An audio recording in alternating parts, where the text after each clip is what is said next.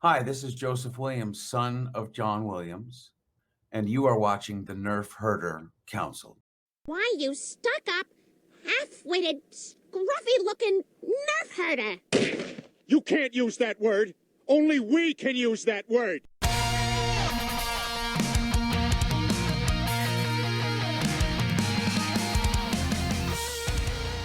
You're tuned in to the Nerf Herder Council, your source for Star Wars opinion, conversation, and debate. Featuring your hosts, JT. I don't care. It's close enough. I'm not here to be accurate, god damn it. I'm here to just say it. AJ. They literally sneak out by hiding a girl under a giant trench coat like a Three Stooges gag. What the f***, Disney Plus? Come on now.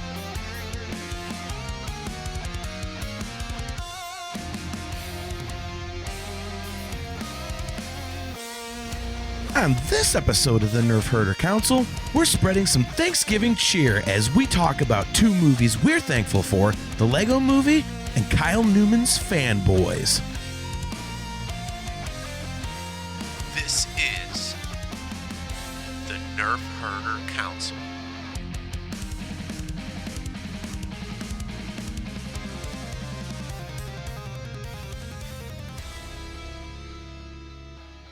What's up, guys? Welcome to another episode of the Nerf Herder Council. I am your host, JT. We are live on Facebook and YouTube, as well as the Facebook page and YouTube channel of the Virtual Cantina Network. We are at those locations every other Wednesday at 8 p.m. Eastern Time. As always, we are brought to you by Audible. Go to audibletrial.com/NHC for your 30-day trial and a free audiobook download. If you would like to get some awesome Virtual Cantina Network swag, just go to tpublic.com/user/virtual-cantina. And for customizable Nerf Herder Council swag, just go to shop.nerfherdercouncil.com. As always, guys, the views of the Nerf Herder Council do not necessarily reflect those of the Virtual Cantina Network, and there could be some bad language in our episode. So if you're not into that type of thing, just click the little X button and jump out now. So yeah, we have foul mouths. Sorry. So in any case, without further ado, let's bring on the king of punctuality himself. It is my brother AJ. Man, you just really, less than 10. You say that as a joke. But I signed on right at 8 p.m. The graphics are done, and I'm here. That's punctual. No, that's not. That's unprofessional is what that is. But, you know, hey, I'm thankful for punctuality. So let's start there. I mean, I could always sign off and back on again if you really want it to be later. I could do that. Well, look, man, if you're going to show up 10 seconds before we start, I'm going to give you shit. I'm allowed to. So, oh, man. So what's going on, man? How's it going? Dude, it feels like it's been a month since I've seen you. Right? And we've both had ear infections in that time. So. Oh, yeah, I've still got it. I'm getting half volume out of you, but hey, it's all right. Yeah. You know it's bad if you're only getting half volume from me. It's true. That's really true. It's pretty ugly. So, yeah. So, Joseph Wren, good to see you, bro. He says, every fall I make limoncello. Tonight is the night. How was Wolfie last night? Limoncello rules. I got to do that. Yeah, Wolfie was next level. That was one of the best concerts I've ever been to personally. So he's talking about Wolfgang Van Halen. AJ and I and several of our friends went to see Mammoth last night at the Agora here in Cleveland, and it was just it was next level good. So that was just an awesome time. So yeah, what did you think? I know we didn't get to talk too much after the show. Oh, fantastic show. I mean, I love seeing that guy all the time. I just love that this is really not on point for the podcast, but I love that all songs are on the table. Like I heard stuff I never heard him play before, and I really appreciate that. I hate those bands that you go to and you always hear the same set list. Like you just predict, oh, they're going to open with this. This is their closer. This is their false encore. This is their real encore. Yada yada yada. Like Megadeth. Yep. Oh, dude. Yeah, Megadeth is the. I mean, they might swap out like 2 or 3 songs here or there, but it's nothing. Yeah. But I completely agree with you. It's just he's willing to play anything. He likes to, kind of mix it up, and Dude, I was really proud for my friend Wayne Joyner, who did the awesome video work, and it was just it's kind of cool to have like a personal connection to the show like that. So yeah, just an awesome night. So it was really, really cool. So I had so much fun. I'm still wearing the shirt. I had to buy my wife 2 shirts. Really? Miranda helmet. Miranda, great to see you. What's with all the ats? Why are we all on? Is this like a new thing on StreamYard where it's showing? Oh well, it doesn't matter. Miranda says kind of punctuality. Nick Hall, being on time is being on time. Nick says if you're early, you're on time. If you're on time, you're late. Mm-hmm. Well, see, the way words work is the word means that word. So if you're early, you're not on time. You're early. That's why they call it early. Well, if your co-host is wondering if you remembered whether or not we had a show, that's not good. Well, that just proves we need to work on our communication then. Well, I try to communicate and say it again on a few minutes early, but it doesn't work. So, hey, there we go. Okay, I'm done. Okay, so there's been some other shows on the VCN, for the month of Thanksgiving that are doing movies they are thankful for. So they've had watch-alongs and stuff like that. So we kind of thought that we would have our own little episode of movies we are thankful for. And AJ picked a movie. I picked a movie, and I have a little honorable mention for the end of the show that I really need to bring up. But yeah, we each picked a movie. Mine was difficult because I feel like I forgot a movie that I really, really love, and I can't think of what it is. But I know the one I chose, I definitely love and am hugely thankful for. So I think I made a good choice, and I know AJ is happy with his. So, why don't we start out, AJ, why don't we start out with yours and talk a little bit about why you chose it? All right. Well, this one will probably come as no surprise for anyone who knows me, but it's one that we never talk about. I don't know when we ever would talk about it. So I figured this was the show that if I'm ever going to get a chance to talk about the Lego movie, this is the time. It's one of those movies where, like, one, it's endlessly rewatchable, but also, I hate to say it, but I kind of like forget about it. And then we were out with some friends of ours from the gym that I go to. Was it last Friday, I think, or anyway, recently, and the bar that we were at had it playing in the background, and I was instantly lost. Like, I'm glad everybody else is having a good time. I was just watching the damn movie. It was just, even in a crowded, noisy bar, like, I know every line by heart, and it gets me every damn time, and the whole father-son story, and just all the positive vibes of Lego in general. I'm obviously, a huge Lego fan, so yep. That movie, I was like, how do you make a whole feature-length movie out of Lego and have it not be ridiculous and only for kids? And I was so wrong. Wrong. Like, I love this thing so much. You've seen it a bunch of times too, right? I just almost finished watching it for like the 3rd time. I hadn't seen it in a while. So when you brought it up, I was like, well, I better rewatch this. And when you mentioned that was going to be your choice, of course I wasn't surprised. I was like, okay.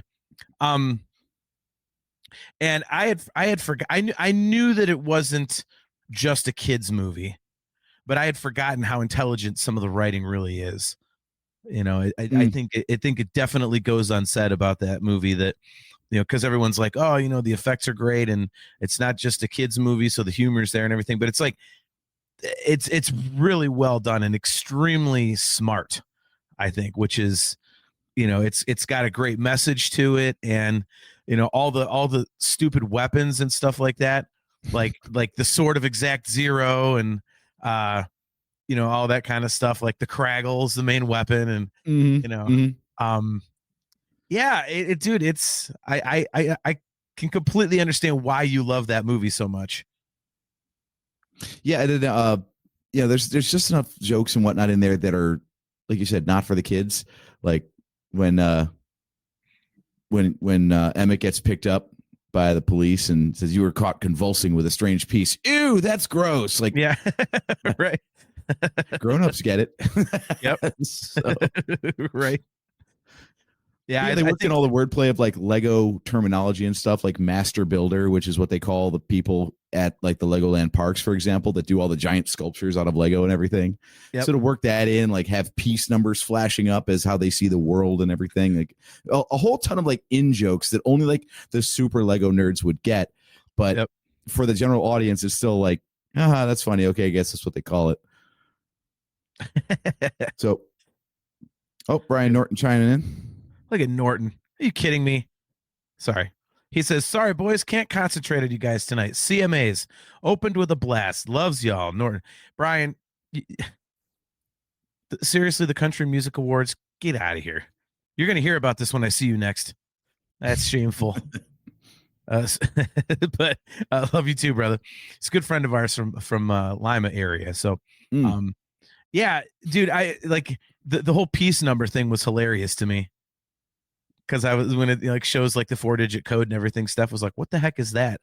I said, dude, it's got to be the piece number. It's got to be like, and they're like, I need a 4 by pink or whatever. Like, look at this idiot. Billy Morris chiming in. David Lee Roth rules, except for that he doesn't. He's absolutely. Is that kind of trolling? Sure, of course it does. Gail McLeish, good to see you, man. He says, hey, guys, happy Thanksgiving. Hope you're having a good day. Can't stay long due to a bit of a courier mission, but love you guys. Love you too, man. Happy Thanksgiving. Oof. Don't talk to me about courier missions. I've been playing through Hollow Knight Silk Song, and a lot of the optional side missions are courier stuff, and they're basically speed runs that take forever, and if you take damage along the way, then what you're carrying gets destroyed. So you have to go all the way back to the start and do it all over again. And it's just, so tedious. Billy trying to troll me saying Dream Theater sucks. Well, that's your. I'm your co-host, and I'll say that, but even I can't stand behind that. I don't like them, but they don't suck. They're way too good at what they do. Yes. All right. So back on topic. Yes. Yeah. So yeah, the piece number thing was hilarious, and I knew the master builder thing. Yeah, it's just like I said, I don't know all of the in jokes, but I knew they were there. Like things where I'm like, that's got to be like a Lego joke. So I figured, that would be one of the reasons that you love it. And again, I think it's just fun. And I think another thing that helps it out is the unbelievable voice cast. Yeah. Like President Business is Will Ferrell, and Chris Pratt is Emmett, and they got Elizabeth Banks as Wild Style. Wild Style, that's right. And then they've got Morgan Freeman. They've got Are you Liam a DJ? Neeson. I love that. Right? No, my name is Wild Style. Are you a DJ? Yeah, are you a DJ? But we have to talk about the best character in the whole thing. It's the spaceman guy. Okay, I thought you were going to go with Benny, but I wasn't sure. Yeah. Oh, so that's his name, Benny. Charlie Day. Charlie Day is Benny. Okay. Is it, dude? Oh my gosh. Yeah, this movie was ahead of its time. You talk about like these animated movies where they get this like A-list talent to be the voice cast. Like people couldn't believe all the famous people, like Jack Black and Chris Pratt were doing the Super Mario Brothers movie.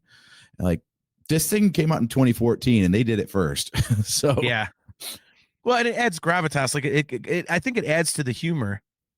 Once you realize who's doing it, it's because you're listening to what's his name, Vitruvius, is that it? Vitruvius, yep. Yeah, and you're like, oh my god, that's Morgan Freeman, and he's saying all this goofy shit, and then Liam Neeson is bad cop. You're like, oh dude, seriously? I mean, it's just so silly. But I think to hear all those famous people saying those crazy lines is just like, I mean, it's hilarious. I mean, it really is funny. It adds to it.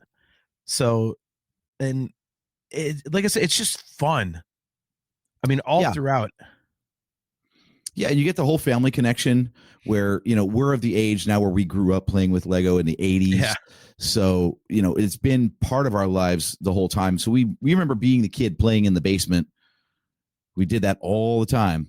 And then now we're the grown-ups, and I know myself with all this stuff back here. Like, if you just hand me like a pile of Lego and say, go have fun, I'd be like, what do I do with it? Like, yeah, it builds a thing, right? Like, tell me what the thing is. Give me the instructions. It can only be one thing. And then like, yeah. So having both perspectives on that and like having the family come together over it is like, I think it's a great message. And that's how you appeal to the broadest audience is you got both perspectives in there. So the kids totally understand one side and the grownups probably understand both. And that's what gets me every time is when like, you know, the big impassioned speech goes on at the end with Emmett and he's talking about how, you know, look at all the amazing things people do with this stuff and all. And by the way, those are real fan films. Those were actually like taken from the internet and the creators are given credit. That's just like stuff they pulled from YouTube or whatever. Really? So yeah, that was oh, that's legit. awesome. Like it chokes me up every damn time when I'm like, yeah, like I remember what it felt like as a kid, like just invent stuff and just play around and let my imagination run wild. And like, that's the coolest thing about being a kid is having all that going on. So then to like hear it in a movie and just be reminded of that as a grown up when I feel more days like Lord Business than I do like Emmett. And, you know, it just gets me every time to be like, yeah, like you always want to like be if you're the one in charge, like we are now as grownups, you want to make sure that kids have that and get to experience that part of their life and just like not worry about all the crap that goes on in adulthood yet, you know? Yeah. Well, so, I mean, yeah, every time. And Chris Pratt, of course, has that perfect delivery to deliver the speech with too. It's like, damn it. Right. Yeah, he does. Yeah, I think that's another standout is, you know, the messaging. It's, you know, it's very, it's I don't know how to describe it because like they don't beat you upside the head with it, but it's very obvious. You know, because you're busy having a fun time watching Legos go around, all the crazy shit happening, and like we said, the goofy weapon names and all that, and you know all this stuff. But then it's like when you stop to think about it for a minute, you're like, this is like really, really well done. Like it's, you know, just, you know, it's in the kid's imagination and stuff like that, and like you said, you know, it's the adult outlook versus the kid outlook, and I just think it's so very, very, I guess poignant would be the word. Yeah, because it's like it's deeper than it would seem. So I think it's just really, really good because it just works on pretty much every level it shoots for. You know, it's fun, but it's got a really cool message. Several of them actually. You know, it's funny, but it's got a lot of heart to it. It's just extremely well done. And I was kind of like you, like when they announced it, you know, I remember we had seen trailers. I forget what we were watching, but we had seen trailers for it in the theater and we're like, what the hell? How are they going to make a whole movie about Legos? And then, you know, it comes out and we watched it and it was like, oh, that's how, okay. Like, and, you know, I mean, it's, you know, the first of many, but I mean, it's the humor is just awesome. I mean, do you think they could ever make a bad Lego movie style product, even if it's like a short or it's not that great? Like you can't help but laugh at that stuff. Right. It's so goofy. It's so goofy. I love it. And isn't that kind of like in a way like when we were kids, like you kind of picture it that way. You know, you can't take like that's why I love you said his name is Benny, the space guy, spaceman. Yeah. I mean, that's why I loved him. I mean, that was my character. I loved the space guys, and the big spaceship was the one I never got as a kid because Dad had bought it for me for Christmas, and he had asked me to go up in their linen closet in the bedroom, and I couldn't find what he was looking for, so I was looking up on their shelves, and when I moved something, that Lego set was sitting there. And I don't know how he found out that I saw it, but I wasn't looking for it. But he thought I was, when he wasn't around, looking for Christmas presents, and I wasn't. So he took it back, and I never got it. How have I never heard this story before? I had no idea. Yeah, I was. Oh my God. I was so heartbroken, dude. I wanted that thing forever, and it was like God. If I saw a picture of it, I could bring it up, but I don't remember which set it was. But I know it was pretty decently sized. I mean, now it wouldn't be anything huge, but back then it was a big one. And yeah, and I loved the space guys because I loved the spaceships and stuff. So Benny to me was, you know, it's my favorite in the movie because of that. But also, how can you beat the scene where he finally they tell him, okay, build a spaceship, and all he's doing for the next 5 minutes, spaceship, Yeah. spaceship, spaceship. Like that Exactly. was so great, man. And that's how I kind of felt, when I was building spaceships or something, as a kid with the Legos and whatnot. So Yeah, it was such a great payoff. And I love, like, again, speaking of in jokes, but you remember they're going around and introducing that there's all these different, they call them worlds, I think, where you had like medieval and all this other stuff. And they quick smash cut past a couple of like really old failed themes, like Fabuland, where it was this weird, like anthropomorphic animal characters that were like Duplo size instead of minifigure size and stuff like that. Right. So they just like throw in this little throwaway thing, like, yeah, we know some people are going to get this, some people are not. That's fine. And then the Star Wars jokes. I mean, when the Millennium Falcon showed up, come on. Oh now. yeah. How amazing was that? And speaking of voice actors, they got Anthony Daniels and Billy D. Williams. Yeah. I mean, so that was like, okay, like, and and you love that, especially as a Star Wars fan, because you're like, okay, what won't Anthony Daniels do that's C-3PO related? Right. So we've joked about that before, though. He's that one guy that, like, if there's ever a C-3PO role, he's like, it's mine. I'm doing it. That dude will not share that role with anybody. I love that. Which is kind of endearing, but also kind of like, geez, man. See, I like that. I just, because you want your character to be your character. You want your favorite characters to be your favorite characters. Like when the voice turns out different, you're kind of like, well, that's not them.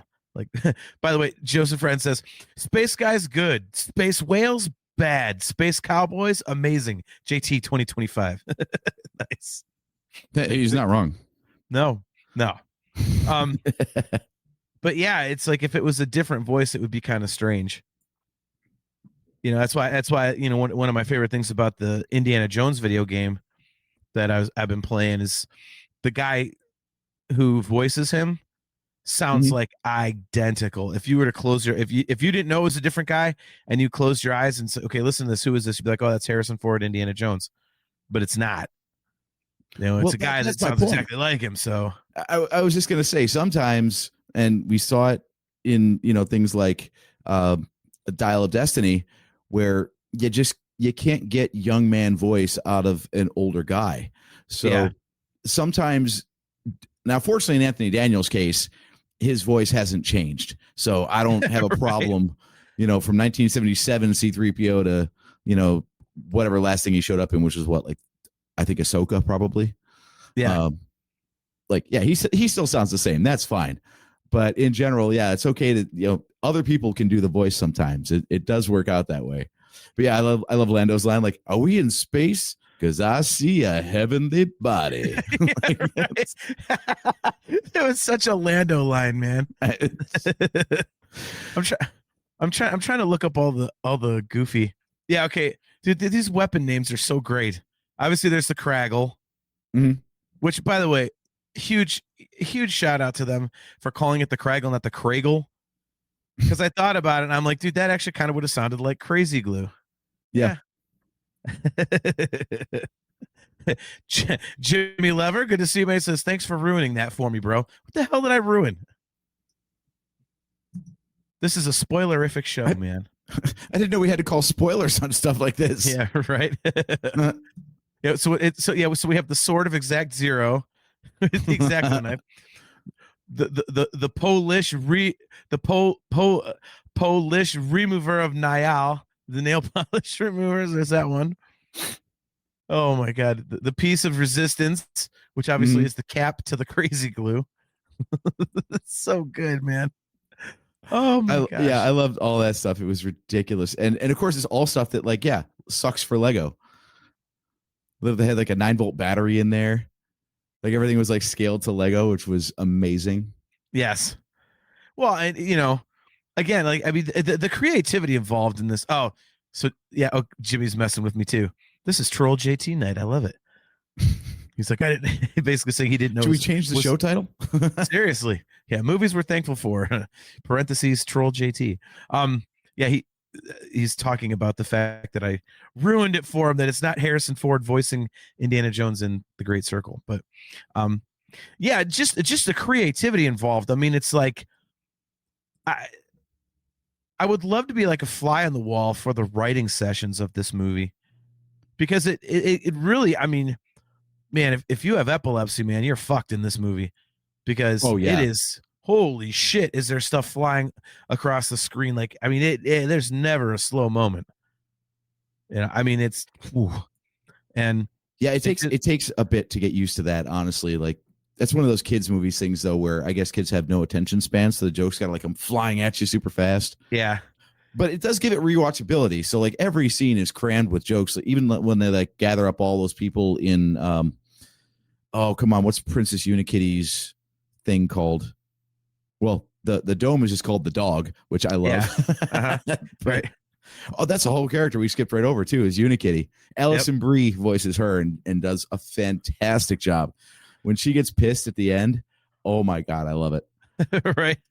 But yeah, like all those minifigures, like Michelangelo, like okay, 2002 NBA All Stars, which were real figures. They actually did make those. Yeah, some of the things, some of the characters they busted out, I was like, oh my God. It was, number one was, oh my God, I forgot about that one. And number two, like, other than that, it was, oh my God, they made that as a Lego minifig.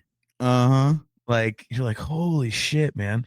Yeah, like dumb jokes, like when the police invade and Shaq is like, y'all ready for this? Oh no, they were ready for that. Yeah. Right. Yeah. So since we're talking about, movies we are thankful for. Yeah. What is it about this movie that, led you to choose it? Like, well, what's the specific reason you say when you think about, I'm thankful for it? And like, why did this one come to mind as the one you wanted to discuss? As soon as you say movies you're thankful for me, it comes down to something that like really strikes an emotional chord, or I think like is, put it in stupid broad terms, but like it's good that it exists in the world for people. And like I said, the messaging, especially like Emmett is like the guy who doesn't fit in, or in audience terms, the kid who doesn't fit in, maybe isn't one of the cool kids, but they really want to be accepted. And I love the message of this movie that says, no matter who you are, you're special and you have something to contribute. And that's a message that people just need to hear sometimes. You feel we get stuck in this pattern, even as grownups, of like, and especially with the internet, you compare yourself to everybody else and you think like, I don't have their looks or their money or their talent or all this stuff. And I love this message that this movie has that says you've got your own talents and abilities and something that makes you unique. And it's the world is a better place because you're here in it. So just to celebrate that is like, I'm getting a little choked up just thinking about it right now. Like, I just love that message. And that's why I'm like, every time this movie comes on or everything I think about it, I'm like, I feel better just thinking about the messaging that was in this movie. So if it never existed, I feel like the world would be a little bit dimmer of a place. Wow. Now I feel bad for my choice. No, yours is valid for entirely similar but also different reasons. I mean, hey, movies are entertainment, right? Entertainment value counts for a lot. It's the one thing that actually spending that and alcohol went up during the Great Depression, was people just need ways to get away, recreation. And I think the movie that you're thankful for, which we are going to segue into, embodies that perfectly, because it's, as the kids say, kind of meta, right? Very much so. Very much so. And, of course, my movie is 1980s Cannibal Holocaust. So it's infamous for actual animal torture and death, unfortunately. But it's kind of like the progenitor of the Italian kind of torture genre thing. So I figured in the spirit of Thanksgiving, we would, in any case, sorry, had to, just felt like doing that. So, yeah, you might as well. I mean, I was going to go with Schindler's List, but it's funny. Like, I actually like thought about like that, like all these movies I could, actually like make a joke of. I'm like, nah, I'll behave myself. Yeah. So, but yeah, so the movie that I chose, I went with Fanboys, which obviously on the Virtual Cantina Network. But by the way, Jimmy, bro, Dream Theater Live at Budokan isn't a movie. he says, I know I spelled it wrong. Yeah, you did. But well played, sir. But yeah, I'm going with Fanboys. And again, I think this is also one you jumped to very quickly. So why was this like top of mind?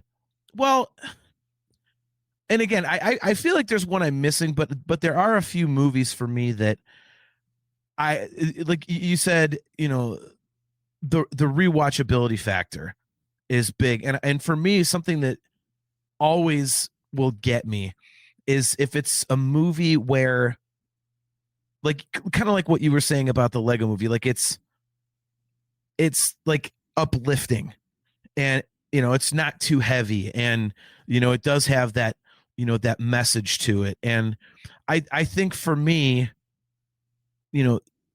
Fanboys is one of those movies where every time I watch it, I'm just like, I'm happy and I enjoy myself, and it never gets every once in a while you need a movie that's not too heavy.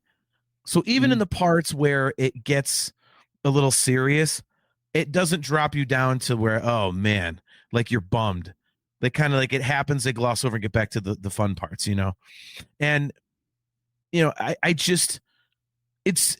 think the other thing for me is that it's relatable. That sort of idiocy. Hey, let's drive across the country for Star Wars. I mean, we've kind of done that. We drove to Orlando from Cleveland, Ohio for Celebration in 2017. We've road tripped for concerts and things like that. And it's just one of those things, like the very first time I saw it with Arizona Mike, and I'd seen that it was talked about for quite a while, and it took a long time for it to come out. So it was kind of like bogged down in production for a bit. Yeah. David O'Neill, great to see you, man. Says, you Kirk loving Spock sucker. Like, yeah. When it finally hit theaters, I was so excited to see it. I'd seen like a short trailer and stuff. And Arizona Mike and I went, and like I was just laughing my ass off the whole time because I could totally relate to it. And it makes being a nerd like I think people that are not in the nerd culture that watch it, I think it kind of explains why we are the way we are and why it means so much to us. Mm-hmm. So it's very informative for people who aren't familiar with this sort of fan community. And again, it's kind of like an uplifting thing. It's like, best friends doing stuff for their best friend. And it's just, I feel great when I watch it, man. And I really, really enjoy it. And let's face it, it's funny as hell. Oh yeah. Oh yeah. And I like that there's a lot of humor in there, Easter eggs that you got to be a Star Wars nerd to get, because it kind of feels like it's our movie. But still, the greater public, the greater public can still enjoy it, of course. But it's just cool to know all these, and like, the different actors and stuff that pop up. Like, people might go, yeah, I was just about to bring that up, David. He says so amazing that they got the great cameos with Carrie and Shatner. Yeah, that's exactly what I was gonna say. Like, and Billy D. Yeah, exactly. And it's the average moviegoer might kind of look at it and go, hey, is that? But then we knew, like, oh, dude, yes. And the lines, where they're escaping the hospital. It's like, I love you, and Carrie Fisher says, I know. Like, I mean, it seems obvious, but it was like kind of like, a love letter comedy to fellow nerds. Exactly. Exactly. So, it was, I mean, this is a type of movie that I think it's been done many times. The whole like road trip movie format and everything, but to be specifically about Star Wars, one, perfect for the Virtual Cantina Network. So thank you for that. Yes. But right. I mean, like you said, it kind of crosses over where like general audiences, yeah, it's a road trip movie and it's a buddy comedy. Okay, great. That's fun. But if you're a Star Wars nerd too, of which there are many, then you just get that many more jokes. That's all there is to it. Yeah. Yeah. And now the one bit that's a bit far fetched is that Kristen Bell would ever be, in a nerd group like this, but be that as it may. But that's one of my favorite parts of the movie. It makes me believe. It gives me hope. Right? We're all those nerds that wish someone like Kristen Bell would be in our friends group and we could, hook up with them someday. Yes. Yeah. I mean, dude, she's definitely one of my huge celebrity crushes. So it doesn't hurt that she's in the movie as like this, the girl who falls for the nerd. So yeah. Because I mean, and that's another thing for me. It's like, oh, that could totally be me. And I mean, let's be honest. I mean, my wife is into some of this stuff, so she's not on, the level of Zoe and Fanboys, but she's into some of this stuff. So I kind of, landed my Zoe in a way. But nice recovery there. Nice recovery. When you started with my wife is into some of this, but she's not on the level of, I was like, don't say she's not on the level of Kristen Bell. Do not put that on audio. No, the character, the level of nerdiness of the character. Yeah. So yeah. Much better. It was, yeah, but yeah, I don't know, man. It's just such a fun movie to watch, and every time I watch it, I'm always reminded of it, of like, man, I have a good damn time watching this movie. Mm-hmm. And it's what's funny is there's actually some similar messaging between our two picks, because I mean, what's this movie about? Really, it's a bunch of outcasts who kind of find acceptance, like they find their tribe and they end up finding where they belong in the universe, so to speak, by the end of it. The flash forward at the end and they're, successfully doing what they want to do, and they've got a bunch of their own fans for what they do. And it's the same message of just being told like, hey, you're okay exactly who you are right now, and you don't have to worry about trying to be something else. Yeah, they found their Death Star is the way that yes, thank you. I was blanking on the quote because you've seen it a lot more frequently than I have. So. Yeah, Hutch says, you got to find your Death Star. He's like, by the way, audience, in case you don't know, if you've never watched a movie with JT, don't bother, because if it's something that he loves, he is going to quote the thing throughout and probably ahead of the actual line. So you'll never get to hear it for the first time anyway. I do get excited to admit. I have to admit, dude, it's one of my favorite. You don't do it in theaters, thankfully, which is nice. No. I have to admit, it's one of my favorite pastimes is to get some bourbon or some beer or something, and just have some drinks by myself in my man cave and put on one of my favorite funny movies, and just quote the ever living bejesus out of it. Just that it's like so relaxing. Like, oh my god, it's so. Hey, maybe that'd be good bonus content. We've been talking about how to get Blazing Saddles onto the show. Maybe what we do is we do a watch along, but all we do is we just turn down the sound and then we recite it all from memory. I think we could do that. And we'd be damn close. Copyright, doesn't it? I guess we'll find out. I mean, it might. I don't know. I mean, I'm starting to get my music podcast pulled from Spotify for using music because the intro track has like 30 seconds of Dream Theater music. So who knows what they're pulling these days? It's only been like it's only been 5 years that I've been using it. Now all of a sudden Spotify's like, oh, you copyright. I'm like, fuck you. So, so Joseph Wren says, when people ask me why I don't like The Big Bang Theory, my answer is always, have you seen Fanboys? If we're going to make a movie about nerd culture, it's the best example in my opinion. And Nick Hall says, I agree, Joe. It's the standard. And Nick Hall also says that with the quoting, he says, so how I am with the Austin Powers movies. They are eminently quotable, man, especially Fat Bastard. But yeah, I think, again, I think the relatability of Fanboys is kind of what does it for me, because, you and I, we do have kind of like a little crew of nerd friends. And when we get together, it's like, you have those individual personalities that kind of form the collective sort of thing. And so, especially with me being in a band, I can kind of relate to that sort of thing. And it's just awesome because I think one of the things that I think is excellent about this particular movie is that it would be really easy to do it poorly. Because as you said, the buddy road trip comedy has been done to death.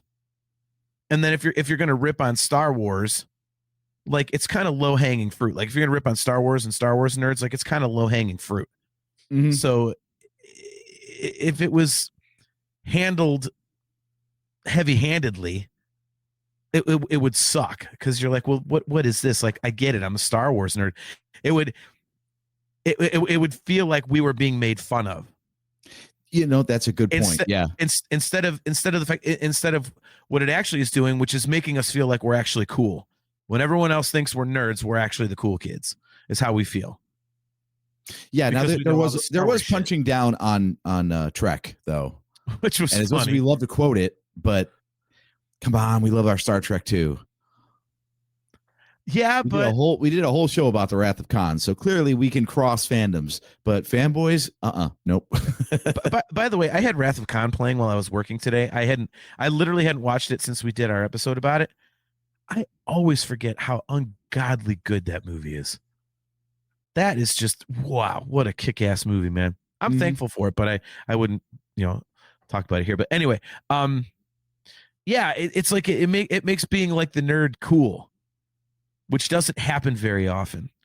And it makes knowing all this Star Wars stuff cool. I think that was like the only thing that surprised me was like the couple times when they, David O'Neill he says, I think this is a love letter to Star Wars nerds. It's making fun of the Trek nerds. Like, yeah, how did my wife and I talked about it? I think we said Star Wars fans are nerds, but Trek fans are dorks, I think is what we said. Like, it's like, it's true. It's true, but it's just weird in a movie that's all about celebrating the awkwardness of being in part of one fandom to then shit on another fandom for being awkward. I know, right?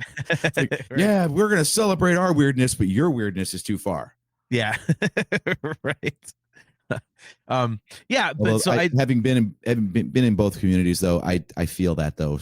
I see some of the things that Trek fans do and I'm like, oh, people, come on, man. We're kind of pulling for you, but you just keep being weird. Well, and that's the thing that's strange. It's like, because I like, Star Trek. I mean, admittedly, I'm pretty much biased towards the original stuff with Kirk and Spock and McCoy and all that kind of thing.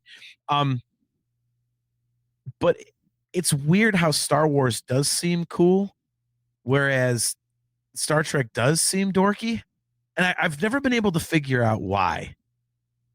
It's just, I don't know. I think because like, maybe it's because like Star Trek is rooted in actual science in a lot of places. Maybe it seems like it's too, whereas Star Wars is like, you can suspend disbelief because, the hyper, light speed and lightsabers and the Force and all that. It's like, so I don't know. Yeah, David O'Neill. Nobody calls Han Solo a bitch. His arms the dark side. Join the dark side. Is this Seth Rogen's best role? What do you think? Which one? Or best roles? Yeah. Look at that, Jimmy. I'm gonna sit, drink some bourbon and beers, and quote my favorite movies. He says, "I'll come over for that. Let's go. We'll get it on the calendar, dude. Believe me, I got plenty of room down in the man cave." So yeah, I mean, what are your thoughts on Fanboys? Because I know you like this movie a lot as well. I mean, not as much as I do, obviously, but I think one of the things it has going for it most of all is, like you said, rewatchability. It, like, the first time I saw it, I was like, oh, that's kind of funny. And I felt like some of the jokes could have been better. Like, they just didn't hit like they wanted to. But then when they're coming up and it becomes, I don't know, its own kind of charm, I guess. Like, the punchlines might not be any better than the first time you saw them, but when you know that they're coming, they get funnier for some reason. Yeah. So like some of the stuff in there is like, I don't know. I'm not enough of a film critic to have the words to explain it, but like you watch this thing all the time, and it's not like, oh God, this one again. You're like, oh, I know what's coming up, and that makes it funnier. Yeah. And that is so key to a comedy, especially because the joke can only land the first time once. So if the joke falls apart, if the joke is only funny that first time, then it's you've lost all your rewatchability. And this instead is, one, like I said, the jokes are great, and two, especially in this fandom, we know the hype around like a new Star Wars movie. As much as people say that they're not hyped for Mandalorian and Grogu, I call bullshit. As soon as the first full trailer comes out and we start getting an idea of what the story is, we are all on board, and we are going to have like a full 6. Well, I don't know. Was it probably Avatar is going to get the trailer? Maybe the Super Bowl. I don't know, but it's going to be at least like 4 to 5 months of hype around the thing, and we are all going to be pumped for that thing. Yeah. So the premise of this movie is something that we can all relate to if you're watching the show right now, and that alone just makes it like you said, it's like the audience members are on screen. Like those characters are so relatable to us. So we're like, yeah, I could totally imagine being the people cramming in that van, and also loving the fact that the dude turned over his entire van to nothing but Rush tapes and R2D2. I want that van so bad. That I mean, we've seen it at Celebration. It's got its own following now. It's awesome. Yeah, I want to recreate that so badly. But Steph said, you can have it as long as you do all the work yourself. I said, that's fine. Oh, you're going to make it run and everything? I'm like, what, you think I'd really get one that doesn't, like, I'm going to get one that I have to put brakes on and all that crap? No. You know, I just got to get all the pieces parts, and, you know, getting the Rush tapes. I was going to say, are you going to airbrush the art on the side as well? Well, dude, this is me. Do you think I'd be happy if it was different? You've never owned an airbrush in your life, so that's why I'm wondering. That's actually not true. I just was very bad at it, and it was messy, and it was too expensive for me to upkeep, so I got rid of it. But that was when we were at Oak Trail, man. Look at John Phillips, good to see you, man. He says Seth Rogen never does anything good. John, watch Fanboys, and he's really funny in it. He plays a couple different roles, so I think it's like 4 or something like that. See, David O'Neill says get a wrap. Yeah, see, I could just do that. That's nice and simple. That's not doing the work yourself. Yes, it is. I ordered the wrap. Are you going to put the wrap on? Why? If I order it, they put it on for you. No. Yeah, they do. There's the way you're phrasing it, I thought you'd like buy it from a website and then it would show up at your house, and then someone would have to apply it. I can, but I'll have somebody do it professionally so I don't screw it up. Yeah, I was gonna say, after my misadventures with the stripes on my car, you don't want to do that yourself. There you go. See, but yeah, I mean, dude, and I think the movie ages well too. That's the thing. You know, it's like the jokes are still funny, and you know, it's. I think people who haven't seen it, even though this is over a decade old now, I think like it's still funny to them, and the jokes still land. And I think that was one of the genius things, was it was a flashback movie when it came out. It came out what, like 2008 or 9, I think. I think so. Let me look that up. Yeah, and it's based around 1998, so it's perfect. And I think 2009, February 6th of 2009. I think you really hit on something, you know, when you talked about the fact that it plays into the excitement of a new movie, and it really look. David O'Neill, so David O'Neill says, what, Blazing Saddles didn't age well? You know, I swear to God, Dave, I don't know if Spencer was serious or not about Blazing. He kept poking at us, pushing us to Blazing Saddles, but said, oh, well, it can't be on the network. And all I have to say to that is bullshit. There we go. See, I got a Blazing Saddles quote in there. There you go. But yeah, it's like it really does a great job of showing how it used to be for us. Because I mean, let's face it, you know, not to be like, you know, old curmudgeon guy, but it is a little different than it was back then. Because when we would go to the theaters to see the prequels, that's what it was like. People dressed up and all hyped up and, you know, waiting in line and lightsabers and cosplay everywhere. Like it was an event. And especially episode 1, because it was the first movie in 16 years. And so you're going, you know, as far as we knew, I mean, it was much bigger than I think than episode 7, because episode 7 we had a precedent. Episode 1 we did not. All we knew with episode 1 was we were never going to get Star Wars in the theater ever again. And then all of a sudden, okay, there's a new trilogy. You're like, what? It's like something you never thought would happen again. So with episode 7, you kind of understood that feeling, even though you were super hyped because you figured the story was over. But nothing was like episode 1. You know, and they even mentioned the movie. They called it the most anticipated movie of all time. And I'm like, I think there's an argument to be made there. So, you know. Yeah, David O'Neill says, we camped out for episode 1 on and off for like a week. Yeah, I would have done it if I could have. Hell yeah. Yeah, I think I told the story on the show before where I had a friend who was attending Ohio State at the time, and he and his dorm mates, they carried their couch to the movie theater so they could camp out, and they just like slept on their couch for days to be one of the first people in line to get into the theater for this stupid thing. See, and I think that plays into, you know, why I like this movie so much, because that's something you and I would do. Oh yeah. At the time, if we had the PTO and we were able to do it, I mean, I would have done that in I mean, it wouldn't have been a second thought.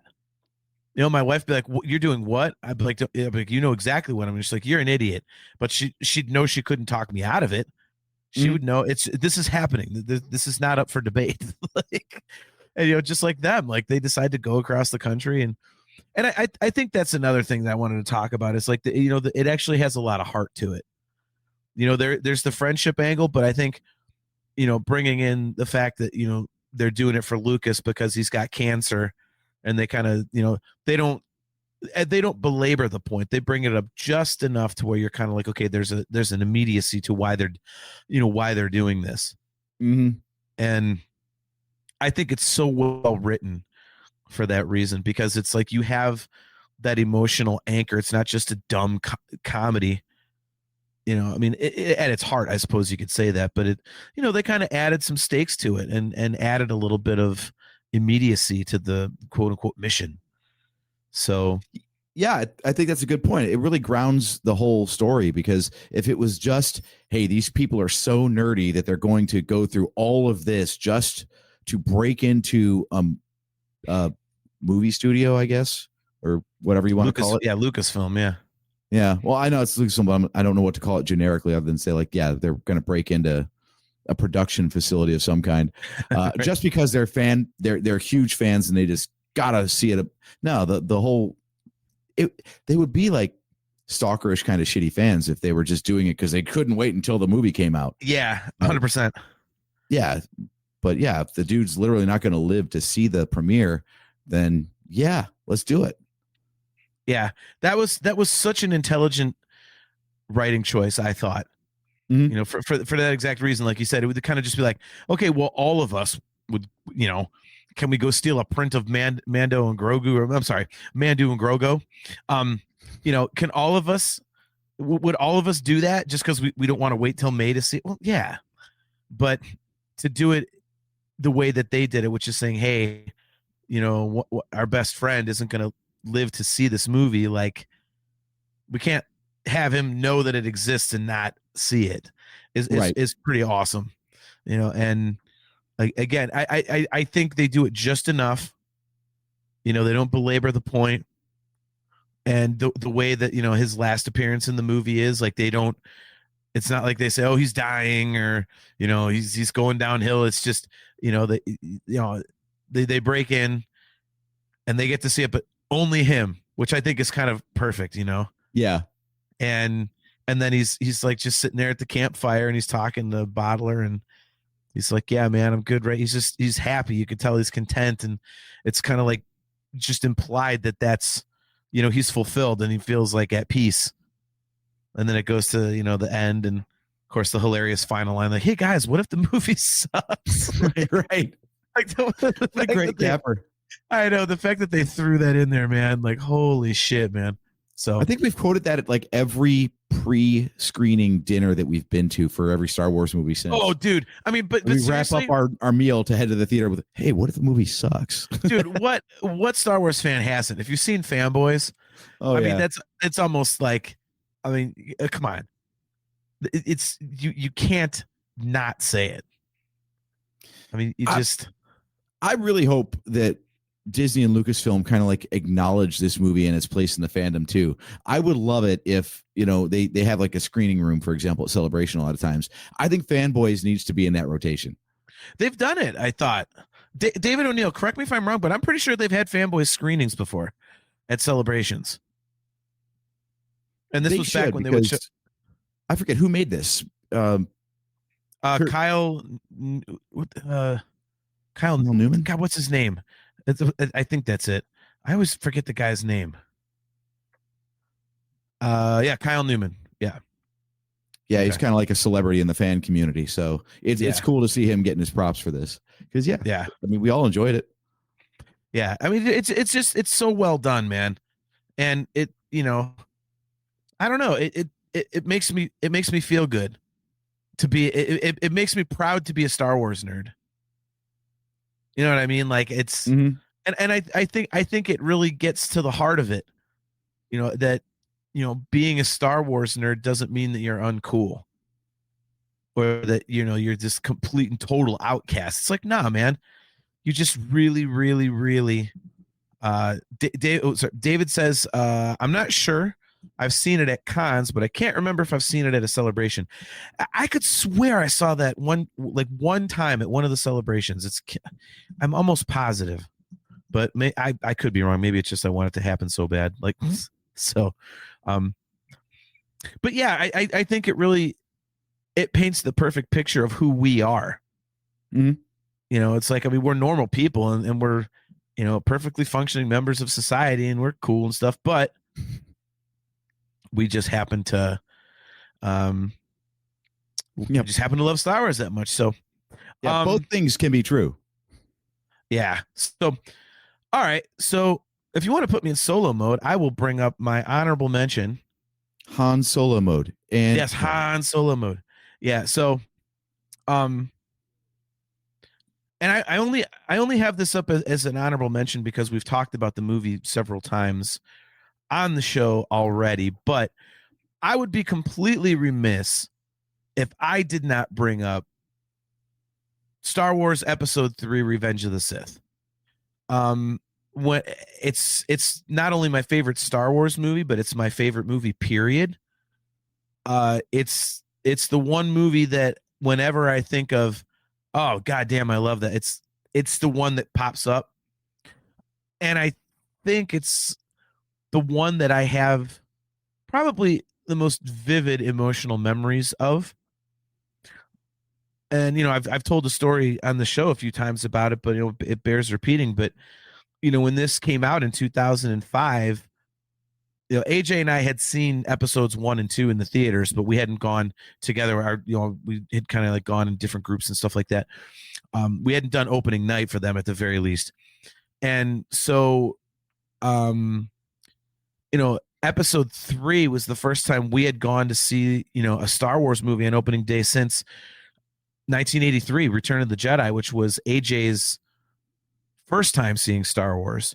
And so it was like, God, it would have been 22 years.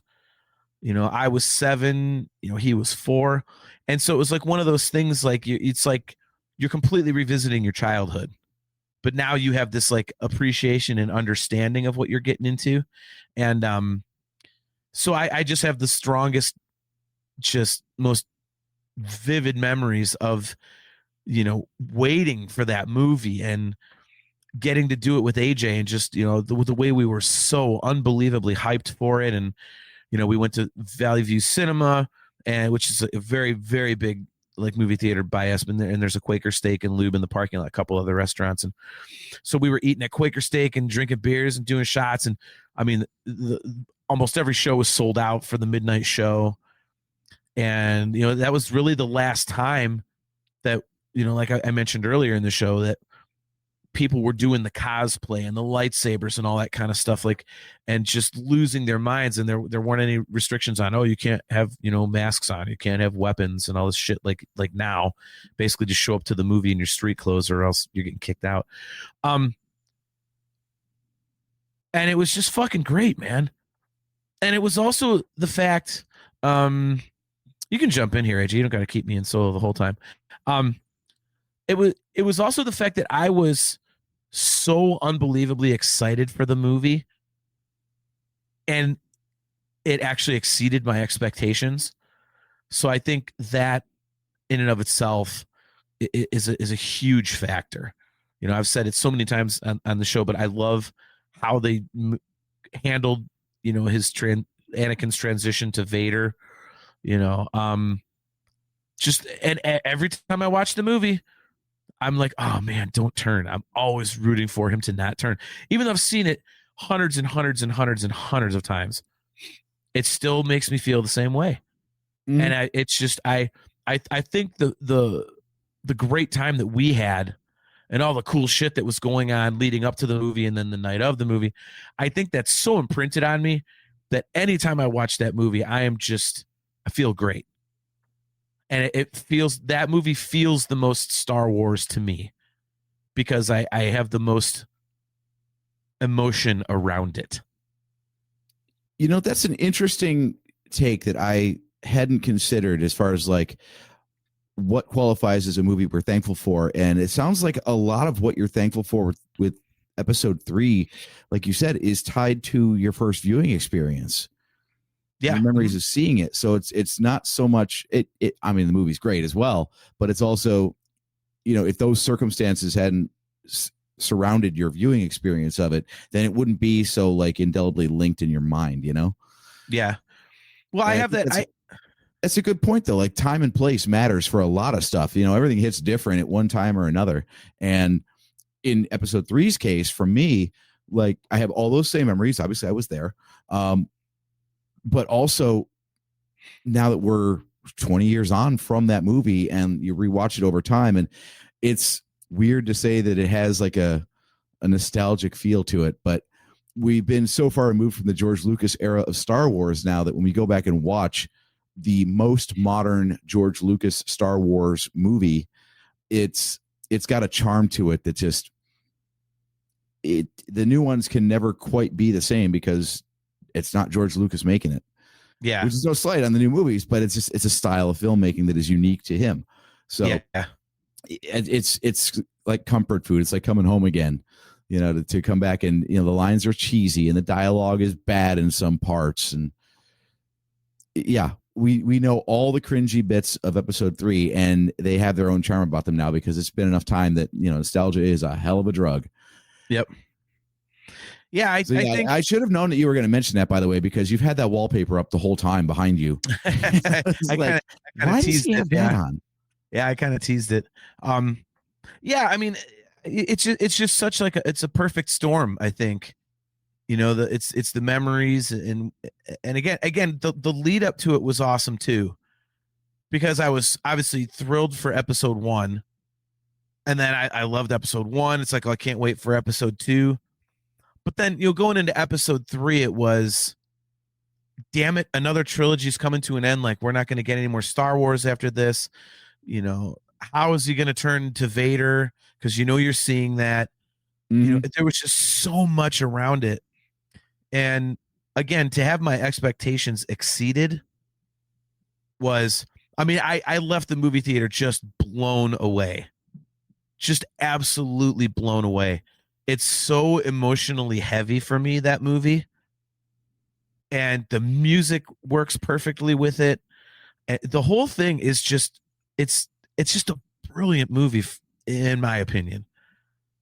And it's kind of like, it's almost like my anchor to my Star Wars fandom. I mean, I would always be a Star Wars fan, but something about episode 3 is like that. If I'm ever doubting if my fandom is wavering, if I pop in episode 3, I realized, no, it's not. You know, because I've got this. Like, this is Star Wars to me, and it's like Star Wars can still give me that feeling. And then when I watch it, and then I branch out and go watch other stuff, it's like, okay, it's kind of back. It's like it's like refreshing to me, and it's always a reminder of everything that I love about Star Wars. And you know, I mean, to me, you know, Star Wars is one of the most fun things in my life.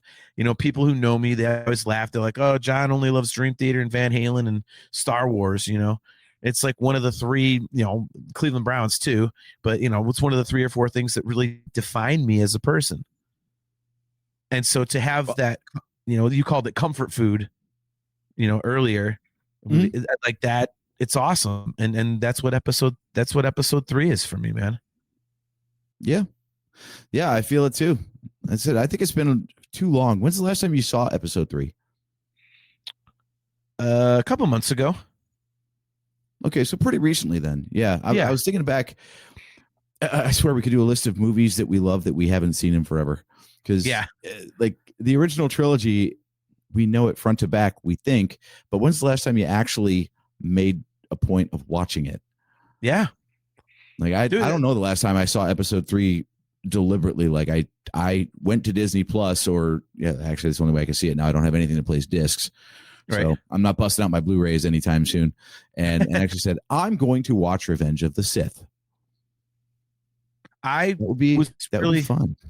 I was in a shit mood a couple months ago, and I was like, man, I haven't watched Star Wars in a while, and I was scrolling through Disney Plus. I was like, you know what? I'm doing it. And it just perked me right up. I was like, God, it's funny because this is like not the feel good chapter. No, I know, right? I just really, you know, I just get a warm feeling in my heart every time I watch the Republic fall and Anakin become Vader and Padme die. It's the crispy critter scene, man. Let's go. like I just love knowing that those kids got, you know, cut down. That's the death of the younglings. Yeah, nothing cheers me up like the slaughtering of younglings. What a bright ray of sunshine in my day. I don't know. It's just like I said. I mean, I didn't want to bring it up as my main movie because again, I've waxed poetic about this one, a ton, but I couldn't let it go without saying. David, Anakin gets a warm feeling. We do have to get a cheap plug-in, though. We do have to get a cheap plug-in for the Thursday night watch-alongs on the Virtual Cantina Network. Yes. At least annually, the OT and the prequels come up. Notice no mention of the sequels, though. Yeah, that's a whole nother story. I was thinking about those the other day and if they're aging well or not. And it's slightly off topic to get onto that, but I have thoughts. Well, yeah, let's do it on another episode because in case there's any negativity, I'd like to keep it positive tonight. Well, the quick bit of stuff that I was going to say about it is topical since we've been bolting these little things on at the end. You know, the whole news that came out with Adam Driver and that script about the hunt for Ben Solo. The fact that there seems to be a real fan interest in seeing that story come to light, like there you go. You talk about if people having a nostalgia for the sequels. I didn't think I'd see the day when people would hear about a scrapped sequel trilogy based project and be like, damn it, we wanted that. Yeah. So I guess, you know, time does heal all wounds, and given, you know, a couple more years, maybe the sequels will have their own redemption story. No, I would say, yeah, I'd say there's 100% chance that happens, because I mean, think about how much everybody was crapping on the prequels when they came out and immediately after and whatnot, and now all of a sudden, it's just, you know, when you got Ahmed Best out to Celebration for the 20th anniversary, episode 1, like everybody was just, I mean, it was a love fest for the guy, and it should have been, because there never should have been all the hate and bullshit with it, you know, previously. Episode 2, everyone was going crazy, and you know, now, I mean, look, I mean, the revisionist history with episode 3, I mean, it was the most popular of the prequels, and it was the one that got the least amount of crap back in the day, but it brought Hayden Christensen out of the woodwork. Mm-hmm. You know, same thing. Ahmed Best, like it brings these actors out who were just getting absolutely crucified, and now all of a sudden, with the passage of time, it's like, oh, we actually love them, and then they're back, and now you're even getting more content with them in it. So, yeah, you know, I mean, it's awesome, and I think, you know, that's another great aspect of episode 3 is that I think because it was the most accepted one, I think it kind of kept the torch at least slightly burning for the prequels, you know, for all those years where people really weren't into them. And I think because people would go back and watch that one, it kind of got them to, and I have friends that said as much, like, oh, I'll watch the third one, but I don't like the other two. But then they've gone back since and come, yeah, you know, those aren't as bad as I thought they were, man. Yeah. Sometimes it's the best you can get. You know, you're not going to turn haters into, you know, fans necessarily, but the sting does come off, especially if it changed to something that they actually enjoy. Yeah, I wouldn't expect anyone who didn't like episode 1 to look at episode 3 and be like, well, I like 1 now. Like, you can put up with 1 because it leads into the thing you like, but I don't think you're going to turn any fans of or any haters of Jar Jar into, I love Jar Jar now because episode 3 happened. Well, I don't know. I have some people that have changed their minds, and maybe it's a time heals all wounds type of thing. But, well, there is also a lot of that though. I can see why episode 3 is the most popular because people actually had the patience back then, I guess. I mean, yeah. So if you didn't like 1 or 2, but 3 did, I mean, it did a masterful job of capping off that trilogy and acting as the bridge, of course, between the prequels and the originals. So let it play out. You know, like nowadays where we review every episode as it comes out and talk about how I didn't like this. I didn't like this. Where's this going? They need to explain this better. Be like, it's one part of a story. See them all first and then decide. Yep. So yeah, I could totally see somebody who's into episode 3 looking more fondly on 1 or 2, or at least less negatively on 1 or 2, because then 3 explains maybe some of the pieces and why they had to be that way in those movies first. Yeah. Also, having Darth Vader and lava and all the packaging and promo materials was pretty dang cool. So, right. Yeah. Just, I don't know. I just love episode 3, man. It's like, like I say, I'm hugely thankful for it. And I know I've wanted to do this for a while on the show. We got to figure out how, but like, I have a list of like movies that I consider for me are like perfect movies. Mm-hmm. And this one would be on there, you know, but sometimes I debate because there are some cheesy, goofy parts. I'm like, well, should I include it then if I can knock one thing or 2 things in there? But then I'm thinking, yeah, but that's kind of the charm of it. You know, like you said about, you know, George Lucas did them and there are cheesy parts and stuff, but that's what makes them so iconic for us. So, and we've said it before, you know a movie is doing its job when you can see the flaws and you don't care. Yeah. 100%. So yeah, we'll have to do that sometime, like the whole perfect movies thing, because I'd be interested to get your opinion on if you have anything where you think it's like you just, even if the rest of the world doesn't agree, if there's anything you have where you're like, you know what, I don't see any flaws. I think I could kind of write your list for you at this point, but that could be interesting actually if we well, like this, we didn't actually really talk ahead of time to know what our picks were going to be, except in very minimal terms. So I think it'd be fun to try to write each other's lists and then see how close we are. I don't know if I would know yours. I mean, I telegraph everything, although I do have a bunch written down in my phone, and I know there's a couple you'd be like, you're not serious. Like, oh, I'm very serious. I'm very, very. Let me see. I'll revisit. Well, you know, Human Centipede was an odd choice, but look, honestly, man, with the number of times you go on about that movie, I think it might be on your list. Dude, that movie is awesome. Human Centipede 2, not the first one, the second one. Oh, that movie is awesome. Now we're really off topic. Well, look, man, I appreciate that movie because that's what I want in a horror movie. It's horrible.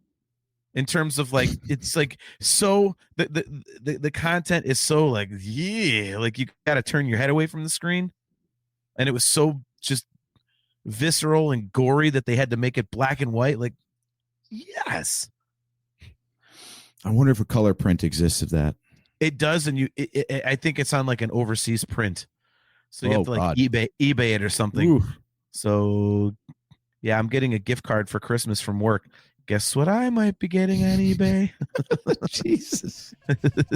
All right. Well, what do we got coming up on the show? Let's see.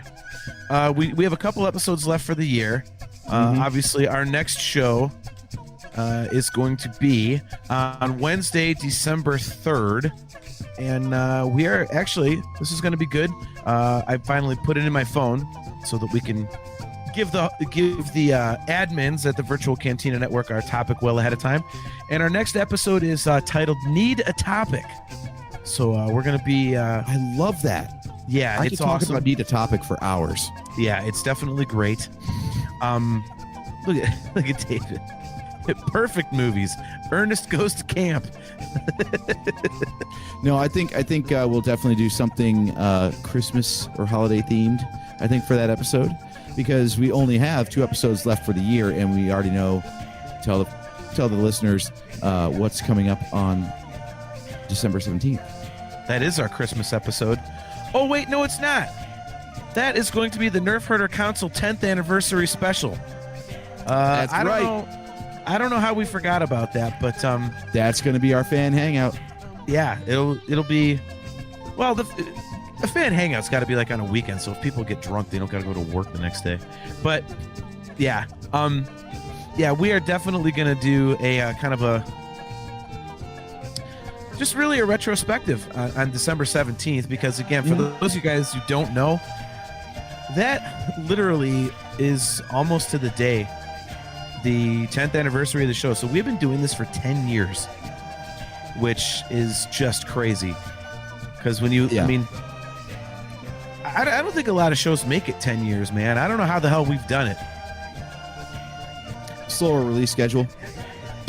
Well, yeah, but I mean, less content overall. yeah, exactly. Less effort. Right. David O'Neill says 10th anniversary. Congratulations. Thanks, man. Yeah, we'll go through the archives. We'll call up all the bits that got us denied interviews by anyone actually involved in Star Wars. Oh God, the reject letters. Yeah. Well, I mean, you know what's crazy to think about? So when we came up with the idea for the show, first of all, we were at Celebration in 2015. And second of all, we've been around so long that we have covered and did a deep dive into every single Disney era Star Wars film as it came out. Not like a retrospect. It was like, so we've been around that friggin' long. Yeah, our debut episode was our reactions to The Force Awakens.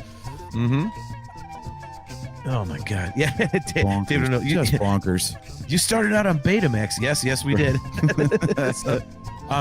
But yeah, so we'll do that on December 17th, and then December 3rd will be our Christmas episode. We'll figure out something for that. You know what? I'll just talk about A Christmas Story and why it's perfection. Why it sounds like a retread. Awesome. No, it would be a retread. We'll definitely be either watching. We'll have watched some sort of new Christmas movie, or talking about maybe we'll do a part 2 of movies we're thankful for, but it'll just be Christmas edition or something.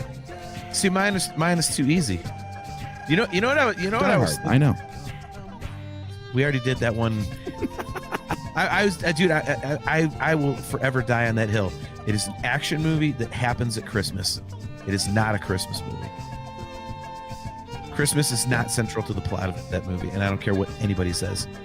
But anyway, a part of me wants to do something with National Lampoon's Christmas Vacation, but unfortunately, that would be a very Debbie Downer episode. Because not a fan.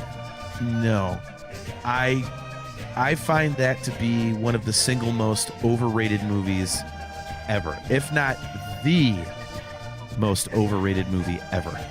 Oh, just movies we're thankful for. Maybe we flip the script and we go movies that shouldn't exist. Well, movies you like more than you should. Movies piss everybody off. How Christmassy of us. Right? Merry Christmas, everybody. Here's why you're a moron for liking this. Yeah, Grinch edition. Here we go. All right, the Grinch edition. Oh my God. Yeah. So you yeah, like we'll Elf? Christmas. Well, here's why you shouldn't. Yeah. Elf is okay. That's what we should do is like get a list of like Christmas classics and like power rank them or something. Like do that. But some of them we haven't seen. We'd have to actually watch them. So in any case, yeah. So we are going to be back on Wednesday, December 3rd at 8 p.m. Eastern time at all of our fine locations. So we'll be doing our Christmas episode, and then December 17th will be the Nerf Herder Council 10th anniversary show. So we'll be kind of just like going back and, waxing poetic. I used it twice in one show. That's really dumb. I should figure out another term. Waxing poetic. There's a third time. About 10 years of doing this stupid show. So it'll be fun. So might have some special guests on if we can get them. So once again, guys, thanks for tuning in to another episode of the Nerf Herder Council. If you have not done so already, please make sure to click the like button, click the subscribe button, and hit the notification bell on YouTube if you're watching there on both our channel and that of the Virtual Cantina Network. We are brought to you by Audible. Go to audibletrial.com/NHC for your 30-day trial and a free audiobook download. If you'd like to get some awesome Virtual Cantina Network swag, just go to tpublic.com/user/virtual-cantina. And for some kick-ass customizable Nerf Herder Council swag, just go to shop.nerfherdercouncil.com. AJ, any last thoughts before we jump out of here? Just recommended to everybody that you go and call up your own movie that you're thankful for and give yourself some of those feel-good vibes. Yep. Couldn't agree more, man. And to everybody who's watching and listening, again, we're coming up on 10 years, and we're thankful for you, not to be a cheese ass, but we really are thankful for you guys. If there weren't people watching and listening, it would just be us hanging out. We can do that without jumping on a computer at a specific time every other week. So thank you very much for supporting the show, man. We appreciate it. We love you guys. So hope all of you have just a phenomenal Thanksgiving holiday. And we'll see you guys on the other side of that with some Christmas cheer and some 10th anniversary celebration and bringing in the new year of 2026. So until then, I am your host, JT, at DogPoundJedi2. He is AJ. You changed your handle. Wow. Okay. Yeah. Happy Thanksgiving, y'all. At Drake Adams 579. We'll catch you next time.